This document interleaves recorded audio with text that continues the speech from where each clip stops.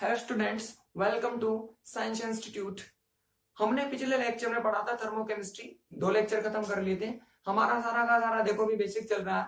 मैंने आप लोगों को कुछ डेफिनेशंस बताई थी, एक रिलेशन बताया था, और कल मैंने पढ़ाई थी किरचॉफ समीकरण, जिनकी सहायता से हम अगर T1 ताप पर हमें हीट ऑफ रिएक्शन पता हो तो T2 ताप पर हम हीट ऑफ रिएक्शन कैलकुलेट कर सकते हैं। ऐसा हम कर चुके थे।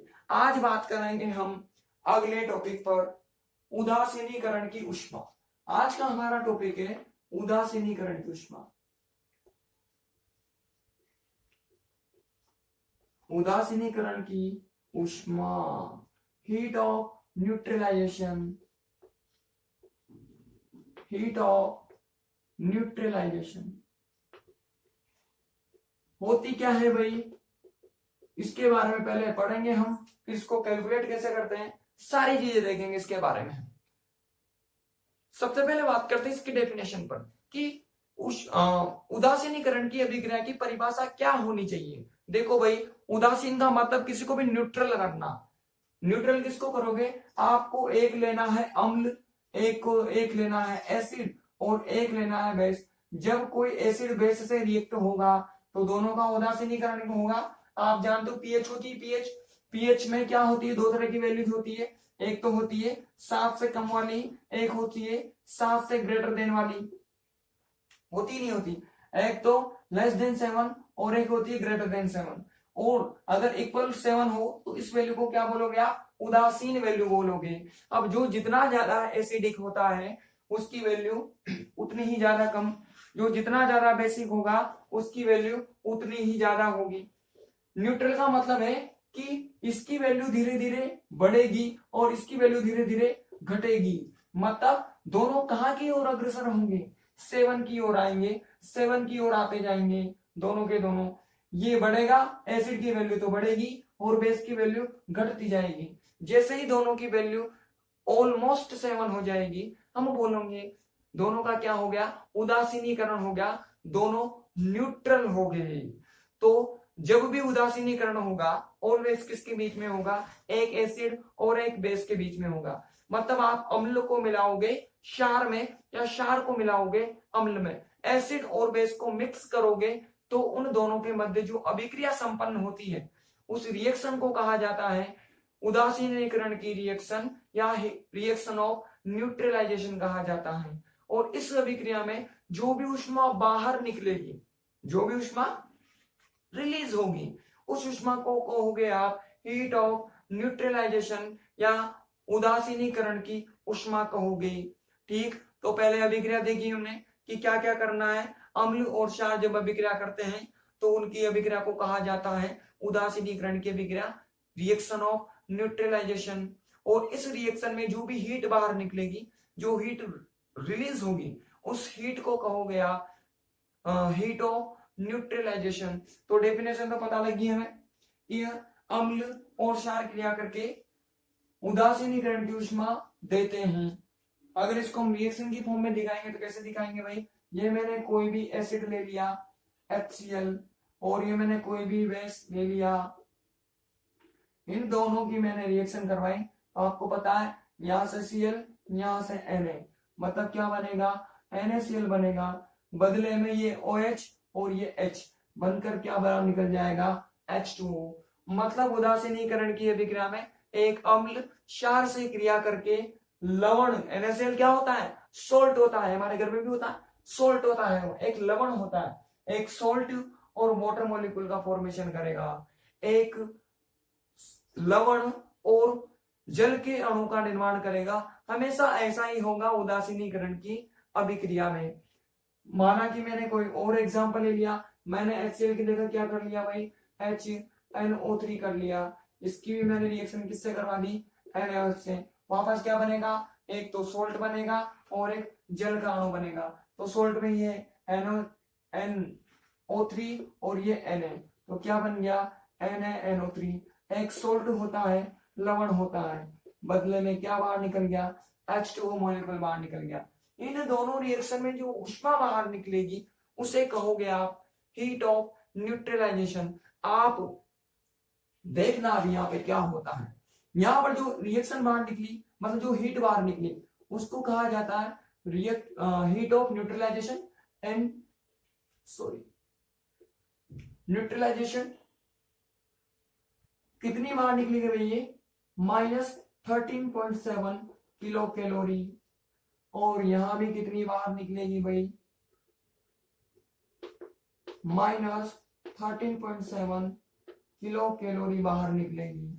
आई बात समझ में? मतलब देखो, ऊपर वाली रिएक्शन को ध्यान से देखो और नीचे वाली रिएक्शन को ध्यान से देखो, दोनों में जो एनर्जी बाहर निकली है वो ऑलवेज कितनी है? 13.7 किलो कैलोरी है।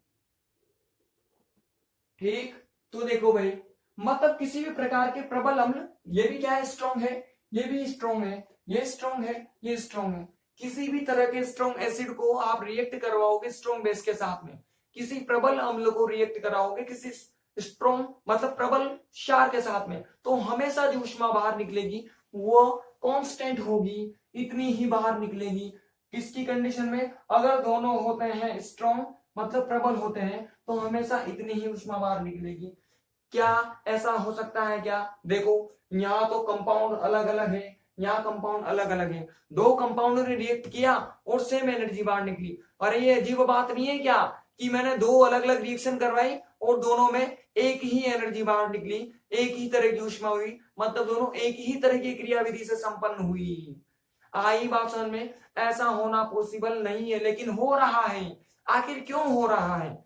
देखो, ये सारा का सारा जो काम किया गया था वो किया गया था हेस के द्वारा। हेस ने अलग अलग तरह के स्ट्रॉन्ग एसिड और अलग अलग तरह के स्ट्रॉन्ग बेस लिए और उनको रिएक्ट करवा करवा के देखा, तो उसने पाया कि सभी रिएक्शंस में हमेशा इतनी एनर्जी बाहर निकलेगी, 13.7 किलो कैलोरी ऊर्जा बाहर निकलेगी। तो वो शौक हो गया।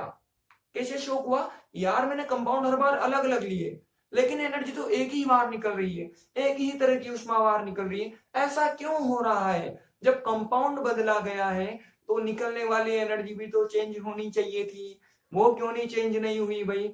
तो उसने जाना, क्या जाना? फिर उसे याद आया आयनन का सिद्धांत। आयनन का सिद्धांत कहता है कि जितनी भी स्ट्रॉन्ग चीजें होती हैं, चाहे वो स्ट्रॉन्ग बेस हो, चाहे स्ट्रॉन्ग एसिड हो, चाहे स्ट्रॉन्ग इलेक्ट्रोलाइट हो, ठीक, प्रबल अम्ल की बात करो, प्रबल क्षार की बात करो या प्रबल विद्युत अपघट्यों की बात करो, तीन चीजें स्ट्रॉन्ग। मैं एक तो एसिड की बात कर रहा हूं, बेस की बात कर रहा हूं और विद्युत अपघट्य, अगर तीनों स्ट्रॉन्ग हो, प्रबल प्रबल हो, तो वो अपनी हर सांद्रता पर, एवरी कंसंट्रेशन पर हमेशा आयनों की फॉर्म में रहते हैं, आयन के रूप में रहते हैं। मतलब ये ऐसा नजर आ रहा है हमें? ऐसा नहीं है।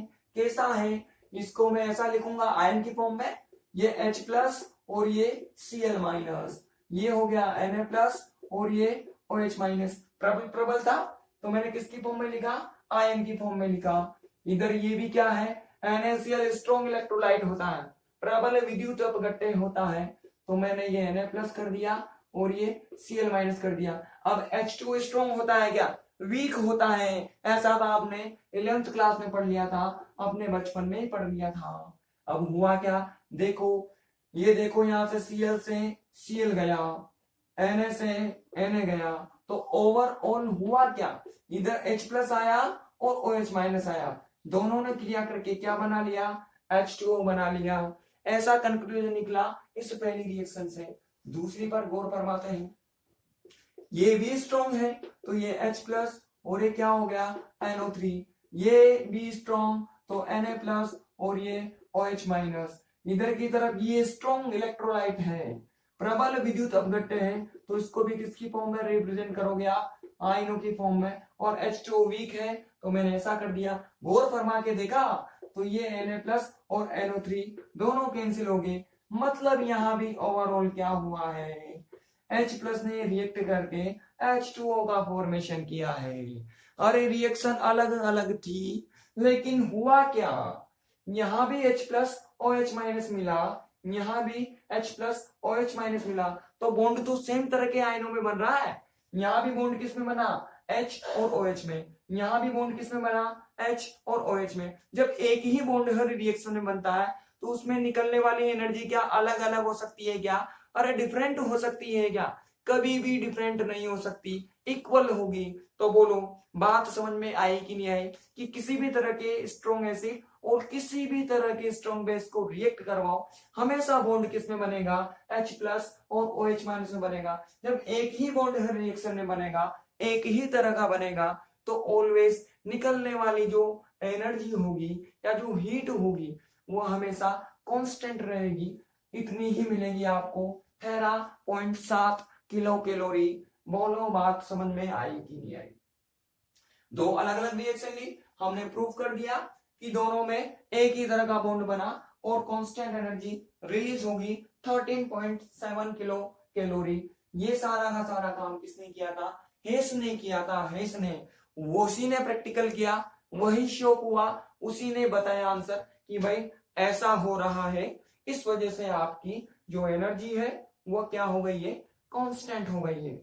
मतलब हम यहाँ पर ऐसा कह सकते हैं कि जब भी उदासीनीकरण की क्रिया होगी उसमें H प्लस OH माइनस से क्रिया करके ये रिएक्शन ऐसी थी, इसको हमने इस फॉर्म में रिप्रेजेंट किया, तो पाया कि जब भी उदासीनीकरण की क्रिया होगी हमेशा H प्लस OH माइनस से क्रिया करेगा और H2O का निर्माण करेगा। बोलो बात समझ में आई कि नहीं आई?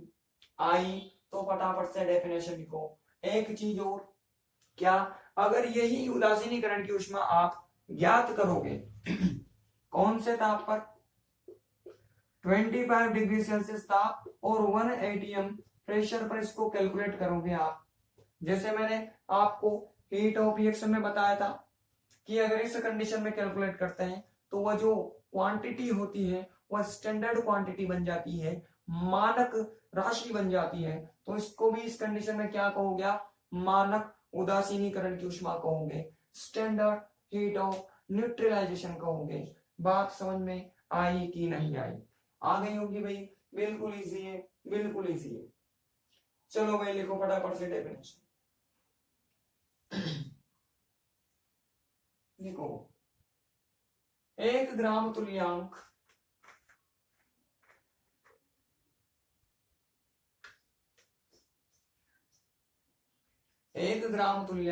अम्ल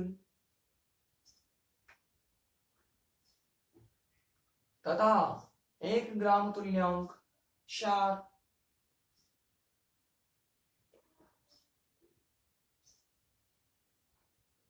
आपस में क्रिया करके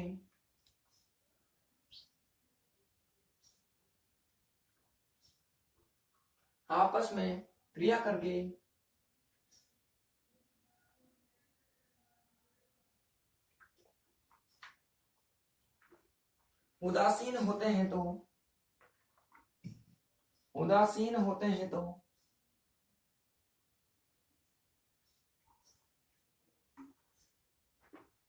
इस क्रिया में निकलने वाली ऊष्मा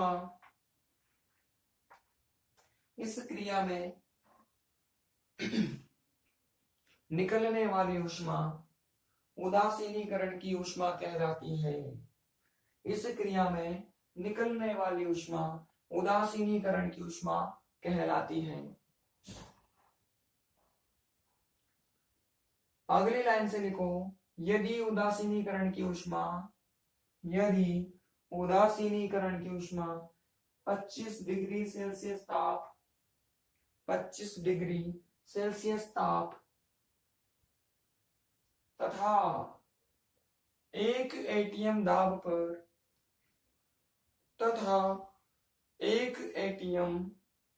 पर ज्ञात की जाती है तो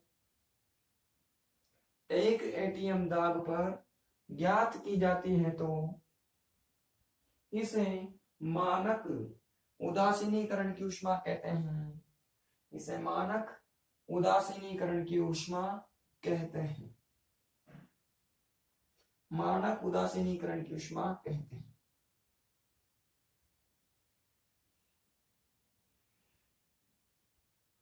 ठीक, दोनों एग्जाम्पल लिख लो भाई, ये दोनों, सिर्फ ये दोनों, हाँ ये दोनों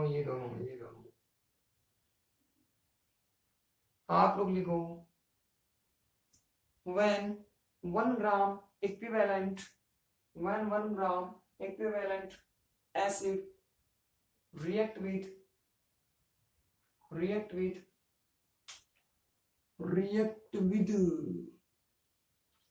स्पेलिंग सही से कर लेना भाई, इसकी NEU होती है।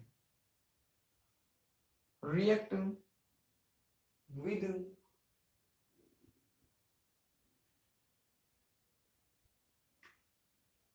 1 gram equivalent base 1 gram equivalent base, then released heat is called released heat is called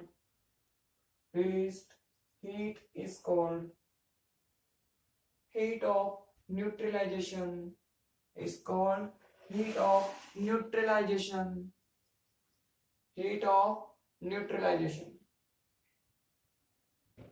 If it is calculated at 25 degrees Celsius temperature, if it is calculated at 25 degrees Celsius temperature and 1 atm pressure,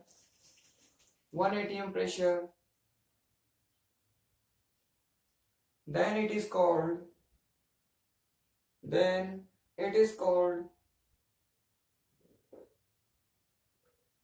standard heat of neutralization. Then it is called standard heat of neutralization. Standard heat of neutralization.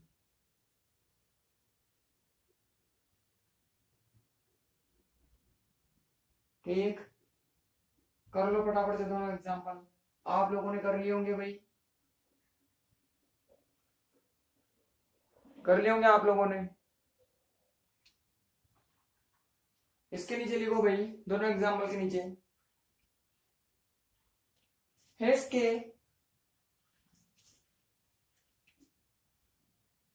के प्रायोगिक तथ्य के अनुसार प्रबल अम्ल तथा प्रबल क्षार की उदासीनीकरण की अभिक्रिया में सदैव निकलने वाली ऊष्मा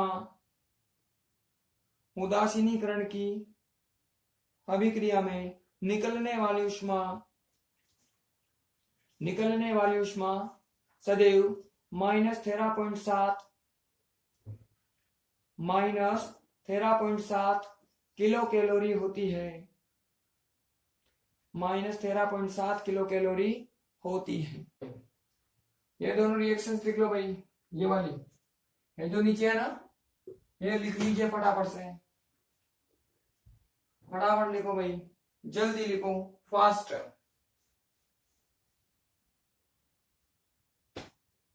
और आप लोग लिखो, according to Hess, when strong acid and strong base neutralize with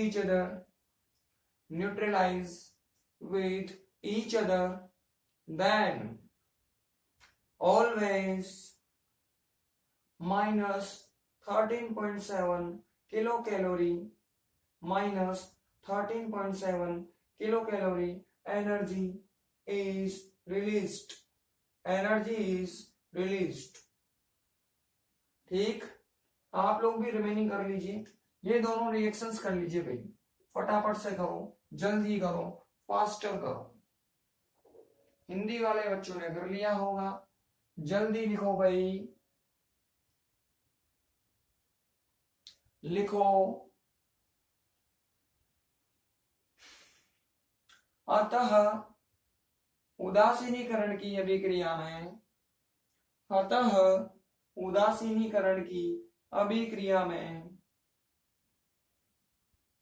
H plus OH minus के साथ H प्लस OH माइनस के साथ अभिक्रिया करके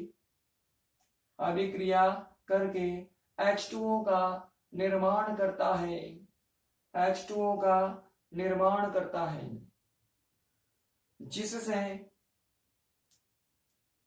जिससे उदासीनीकरण की क्रिया में निकलने वाली ऊष्मा, जिससे उदासीनीकरण की क्रिया में निकलने वाली ऊष्मा सदैव एक समान होती है, सदैव एक समान होती है। ठीक, आप लोग लिखिए it's clear in reaction of neutralization, it's clear in reaction of neutralization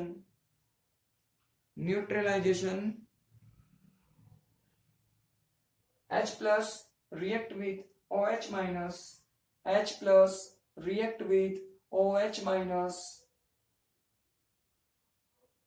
so always equal energy is released, so always equal energy is released, equal energy is released।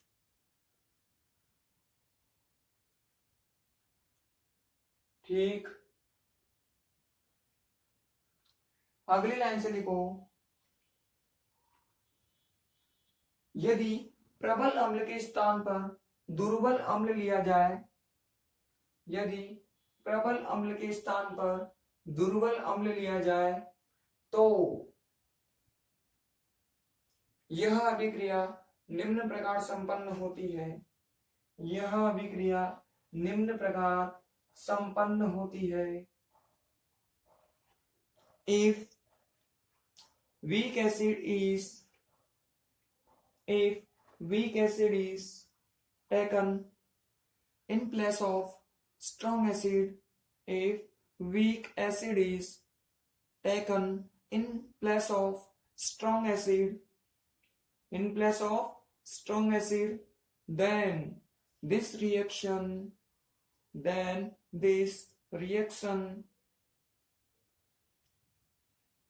takes place in following way,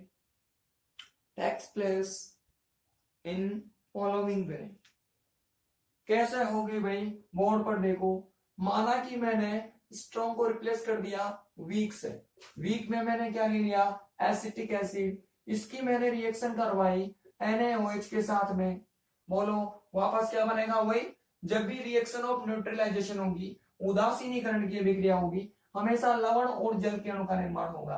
तो यहां से इतना part आया और साथ में इतना part आया, तो हमारे पास लवण क्या मिला, हमें CH3COONA और साथ में कौन बाहर निकल गया, वाटर मॉलिक्यूल बाहर निकल गया। ठीक, अब आप जानते हो इसमें होगा क्या, इसमें ये है वीक, तो ये कभी भी आयनों की फॉर्म में नहीं रहेगा, ये आयंस की फॉर्म में रहेगा, ये भी स्ट्रॉन्ग है तो आयन की फॉर्म में रहेगा, मतलब इसमें पूरी तरह से आयन एक दूसरे को कैंसिल आउट नहीं करेंगे। देखो इधर की तरफ भी बचेंगे आयन, इधर की तरफ भी बचेंगे, देख लो, करके देख लेना, केवल यही बचेगा, यहाँ से Na प्लस OH माइनस मिला, यहाँ से CH3COONA और Na प्लस मिलेगा, Na से Na कैंसिल हो जाएगा, लेकिन उधर OH माइनस बचेगा, इधर की तरफ CH3COO माइनस बचेगा, तो आयन पूरी तरह से कैंसिल होंगे क्या, नहीं होंगे।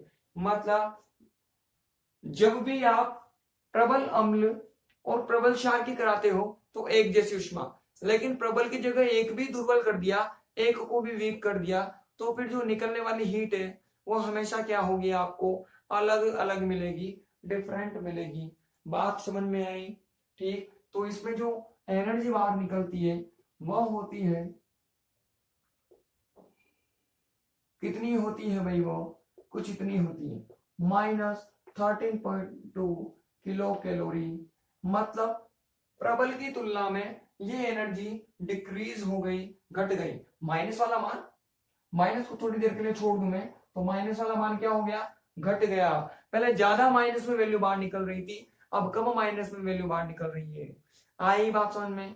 तो बचा हुआ मान कहाँ गया है, अभी अभी मैंने बताया कि ये वीक है तो इसका पूर्ण रूप से आयनन नहीं होगा, कंप्लीटली आयोनाइजेशन नहीं होगा। तो कुछ ऊष्मा, जो भी ऊष्मा बाहर निकली थी 13.-7 निकलती तो उतनी ही, लेकिन उसका कुछ मान कहाँ चला गया, इसको आयनित करने में चला गया। इसके आयनन में कुछ ऊष्मा यूज में आ गई, कुछ एनर्जी उपयोग में आ गई। बात समझ में आ रही है। निकलनी कितनी चाहिए थी 13.7, लेकिन हम जानते हैं ये वीक होने के कारण कंप्लीटली आयोनाइज नहीं होगा, पूर्ण रूप से आयनित नहीं होगा। तो कुछ ऊष्मा इसको आयनित करने में चली गई। तो अगर हमें यहां से आयनन की ऊष्मा निकालनी हो, आयनन की ऊष्मा, आयनन की ऊष्मा कैसे निकालोगे, इंग्लिश में क्या हो जाएगा भाई, heat of ionization, heat of ionization. कैसे निकालेंगे भाई, बताओ कितनी निकलनी चाहिए थी 13.7, निकली कितनी 13.2, तो गैप कितना हो गया 0.5 का गैप हो गया। अरे बात समझ में आ रही है ना, आ रही है कि नहीं आ रही है, इतनी निकलनी चाहिए थी, ठीक, निकली इतनी, तो दोनों का गैप कितना हो गया 0.5। अब देखो आयनन में ऊष्मा आवश्यक होती है, मैंने क्या बोला कि इसके आयनन में कुछ ऊष्मा यूज में आ गई, उपयोग में आ गई। उपयोग में आए मतलब क्या होगी, अब्जॉर्ब होगी, अवशोषित होगी, तो साइन क्या चलेगा, प्लस में चलेगा। मतलब अगर यहां से आपको निकालना हो तो किसमें से किसको माइनस करना पड़ेगा, आपको करना पड़ेगा इस 13.2 में से माइनस करना पड़ेगा किसको, -13.7 को। तो ये प्लस होगा, ये माइनस होगा, ये बड़ी वैल्यू और ये छोटी वैल्यू घटाओगे तो बताओ 0.5 आंसर आएगा कि नहीं आएगा आपका। मतलब आयनन की ऊष्मा आवश्यक होती है, जबकि इस रिएक्शन में ऊष्मा माइनस का मतलब रिलीज होती है, बाहर निकलती है। इस तरह से आप कैलकुलेट कर सकते हो भाई। आ गई बात समझ में।